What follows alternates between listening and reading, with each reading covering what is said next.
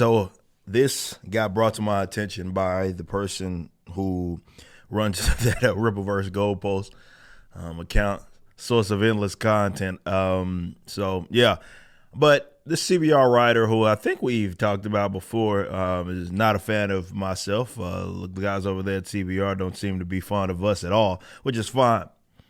But there was some interesting things that were said that I think will make for a great video and a great learning experience, not necessarily just for my audience, but for the idiots that hate watch, let's say, my content.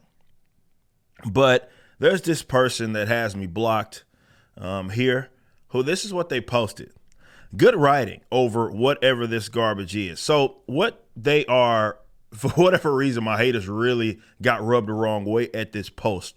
And we've covered this before. We covered actually another person who was a detractor that didn't like it either. But the post that simply said actual sales over critical acclaim, likes, shares, and headlines, and what have you. Of course, that is one of the more mild takes that I've ever had. Yes, I'm in the business of making money, having a profitable business that I can continue to grow. And I will take the sales. Y'all can have all the cute stuff. I will take people that are actually and genuinely interested in it. But it says over whatever this garbage is, his powers are, I don't know. She's misquoting basically I guess someone got a screenshot of one of our document cards, and because they don't understand context at all, they look at it like, well, they're saying that it's, I guess, bad writing or something of that nature, when not understanding that all these are tied into the lore. It's not necessarily even meant to be wrote like it's me writing it.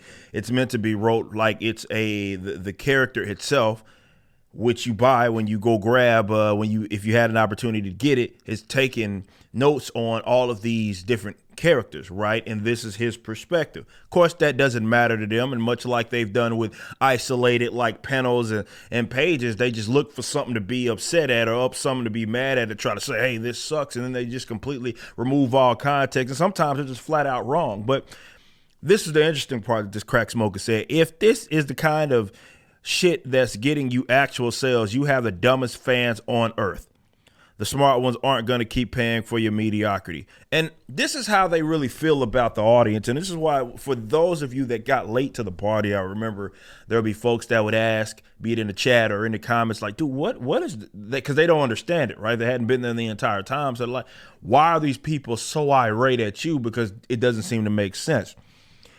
This wasn't just about me, and I explained this to you all before. Like, yeah, obviously I'm part of it. If you have someone that's done his videos, done his commentary over the years, and then entered into the actual space as a businessman and saw a whole lot of success. And yeah, just because I am not where they're at politically, they despise me.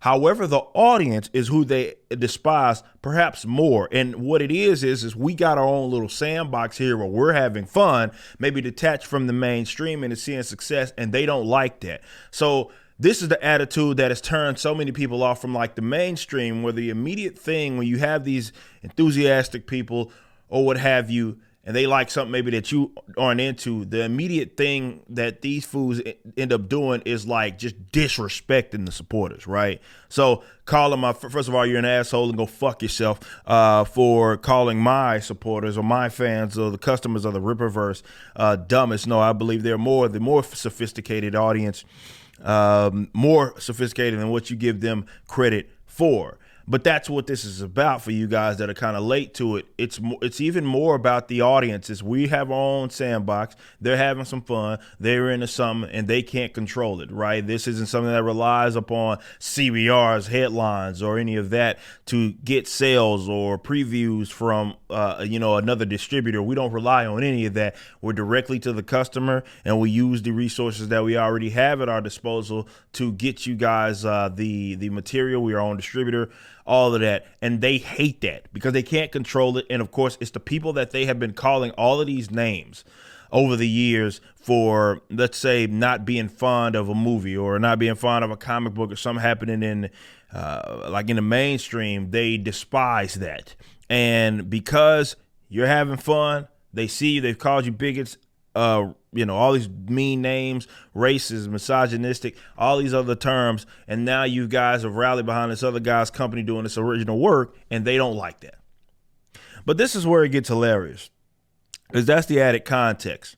The CBR idiot right here says sales are more important. That's because he is a marketing guy, not an artist. Again, he's by far one of the dumbest motherfuckers that are one of my, as far as my detractors. And it shows like they have no business sense. These guys are economically illiterate for the most part. They don't understand business. They don't understand how to make money. They don't understand even what it takes to be successful, certainly in this industry, because even the ones that are doing stuff independent, they have largely someone else kind of running the show, another team doing their distribution and everything, whereas I do, or the company does, absolutely everything for us as far as getting the material and getting it shipped out to you all. So when you have a genre or an industry that has been really dominated as of right now by a bunch of leftists, and they're economically illiterate themselves, all this overhead, yada, yada, definitely when you're talking about the mainstream, but we see where even some of these major indies have been going in the tank. Let's say that IDW, what the hell is going on with that company over there? So it's not like they're doing, heavy metal has to get an investor in so they could be able to pay off some of these assets. Like, they got some problems. There's a lot of issues in the comic book industry as well, but a lot of it centers from the fact that there's a lot of people who think that they're doing something by, I'm in it for the art. Look at old me, I'm in it for the art. Like, dude, nobody cares. Like, you can, yeah, I get it. I may be a little bit of a rarity. I care about both the business stuff as well as the other stuff, right? The art, the creativity. I wouldn't spend all this money on my own project of my own money writing this material if I didn't actually care about it. But because they can't separate the two, they act like the other guy, for example, as well, who's like, well, he's only interested in turning a profit. Like, yeah, I'm interested in turning a profit. See, these fools are so used to people that got to hide the fact, and this is what a lot of champagne socialists, certainly in the industry, do, where they, of course, love money. But because they have fostered this community, they can't dare tell their audience that they love it. So they got to either ignore it or, let's say, not be public about that aspect of it all. And they kind of got to skirt around the issue. Whereas to me, I'm telling you straight up, I'm an anarcho-capitalist. I am in the business of making money. I want to build generational wealth, but I don't have to sacrifice, let's say, the content lacking or like choose one or the other. In fact, because I don't rely on retailers buying my stuff ahead of time, I don't rely on the headlines and the boosting. I don't have external investors or anything. Actually, in comparison to pretty much every other main, even the major indies in terms of the or mainstream comics, ours is more dependent on the quality than theirs are. We don't get money from the state. There's no scholastic money or anything kind of floating around, libraries purchasing our material. We don't have that luxury, right? Everything that we do, it has to be sold to a actual customer for the most part. There's retailers that have gotten it. They, of course, all sold out. But the bottom line is that we have to sell to customers. So if the quality is lacking and it feels like there's something that they don't want, that's when the business starts to fail, period. And we can't be caught by anybody. So this is more this is more honest of a business situation than probably all of these guys.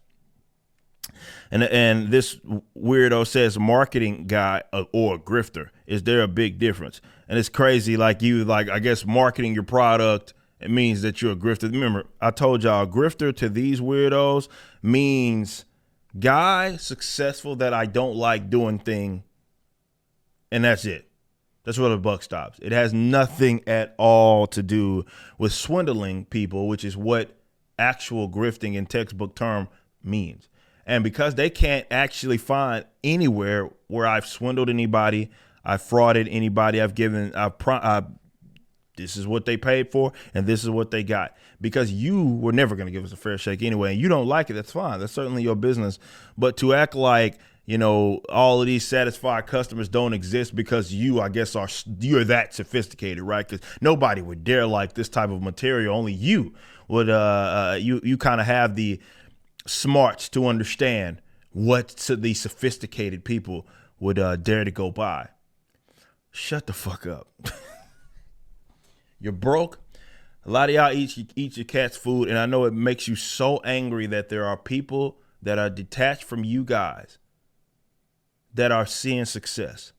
And what it is doing is just setting in that there's nothing you can do. You're flailing. You're a fish out of water. That's what you're doing. Because you have nothing else to fall back on. You can't go to the distributor. You can't go to someone. There's no cancellation thing here. There's nothing you can do. You can just bitch and moan on Twitter, and that's it. But at the end of the day, the product spoke for itself, and the audience response spoke for itself. And that is that we have thousands, tens of thousands of satisfied customers that are looking forward to future books, looking forward to ISOM 2, and what have you. And we're going to continue to give them what it is that they want. I am not selling for headlines. I'm not selling to be liked by some weird dickhead over at CBR doing low effort articles. That's not why I do it. Y'all can have that. It's y'all's. But at the end of the day, it doesn't stop anything. We're going to keep moving. We're going to keep winning, and there's nothing you can do about it. Wherever you're viewing the content, I appreciate you. If you enjoyed it, you may be interested in my comic book company, Rippaverse Comics. Our first book and campaign, ISOM #1, brought in $3.7 million with tens of thousands of satisfied customers. Visit Rippaverse.com to check out our store and stay up to date with the latest campaigns from one of the hottest new comic book companies. Also, my first big step towards a parallel economy was the development of my personal website, ericdjuly.com. This entirely replaced my Patreon.